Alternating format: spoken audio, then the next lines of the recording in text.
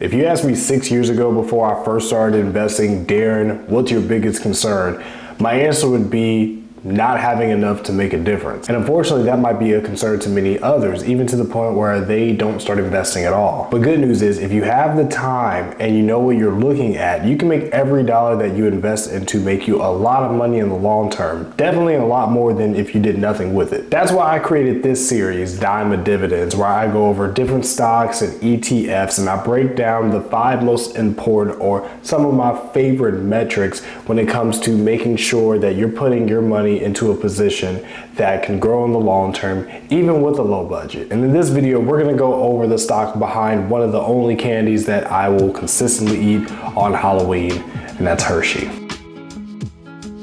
First, we have a company's EPS, or earnings per share. That tells you how much profit a company makes for each share of stock someone owns. It's the total net income minus the dividends and all of that divided by the number of shares. If a company grows its EPS year over year, that means that that company is generating more money. And over time, making more money usually results in the share price rising. Now for Hershey, they've shown some significant EPS growth over the past 5 years. And over the past 10 years, their EPS has grown 11.1% year over year, which, side note, is how you calculate their CAGR, or compound annual growth rate. You're gonna hear that a bit more in this video. Also, a company's growing EPS means that a company can increase its dividend payout because dividends come from the company's profits. So as the EPS grows, typically so does the dividends and the overall profits. Speaking of overall profits, total return CAGR tells you how much your investment in a company has grown each year on average, but it also considers dividends reinvested. Dividends are a really big part of long-term gains, and if you're someone that's going to reinvest your dividends back into that stock,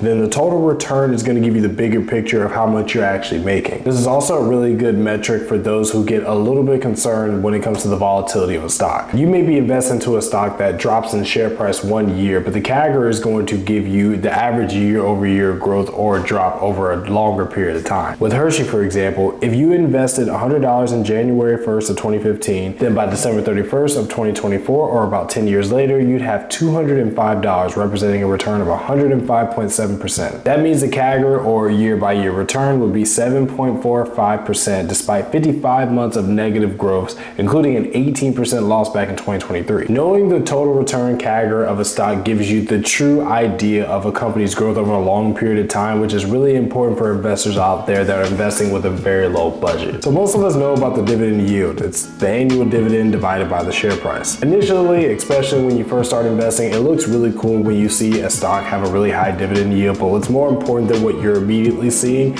is the history of that dividend payout. Right now, Hershey pays a 3.22% yield, or about $5.48 per year. And compared to itself, it's actually about 1% higher than its 5-year average, which is great. But you can also check its dividend CAGR to see its year over year growth. Over the past 5 and 10 years, Hershey's dividend has grown over 12% and 9% respectively, well over the rate of inflation, which is also really important. So rule of thumb, a high dividend isn't necessarily as cool as a consistently growing one over a period of time. Next, you have the debt to free cash flow ratio, and that tells you how many years it would take a company to pay off all its debts using just its free cash flow, or the real cash left over after expenses and reinvestment. Typically, a healthy ratio is going to be 1 to 2, a moderate is going to be 2 to 4, and a risky one is going to be 4 or above. At that point, you're going from a company that shouldn't have much trouble repaying off its debts over a short period of time to a company that over the long term is going to struggle a little bit. For Hershey, they've actually shown some improvement since 2020. The debt to free cash flow ratio dropped from 3.83 to 2.83, showing that they're able to now pay off all their debts 1 year faster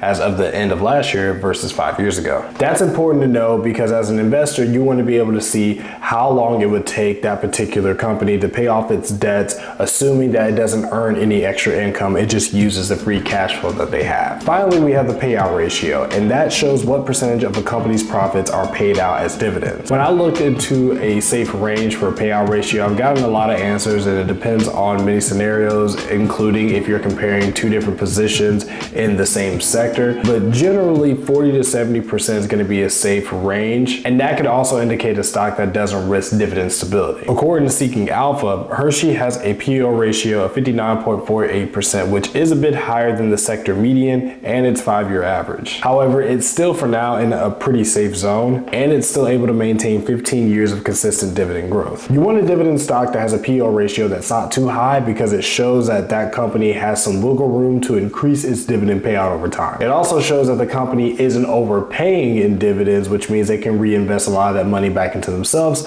which can reflect its share price by increasing it over that same period of time. So this is all great, but what does that mean for you when it comes to how much you invest, which you may not feel like it's a lot? Now for me, I'll use myself and how much I invest as an example, which is only $30 a week. And this is how much my portfolio would generate in overall unrealized profits and in dividends if I invested $30 every single week for the next 5, 10 to 15 years. Over 5 years, I would be looking at $63,277 and my portfolio would start to generate $1,277 per year in dividends. In 10 years, I'd be looking at a little over $116,000 and my portfolio would generate a little over $2,300 per year in dividends. And then finally, 15 years from now, my portfolio should be worth a little over $206,000 and it should start generating me $4,204 per year in dividends. Side note, this is assuming a 9% dividend growth rate, which I got from Seeking Alpha, and about 9% share price growth,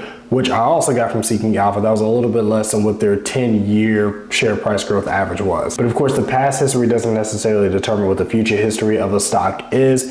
Anything can happen, whether it's internal or external, but this at least gives you a general idea of the type of position that Hershey, for example, is. There are definitely other metrics out there besides these 5 that you can look into to determine that you're making the best decision you can with the little money you may have. But the whole point is that that little amount of money can make a big difference as long as you're looking at the right positions, you're looking at the right metrics, and you have enough time to make a difference. Again, that's why I wanted to start this series in the first place. And if there are any other stocks or ETFs out there that you guys want me to cover, definitely leave a comment below and let me know.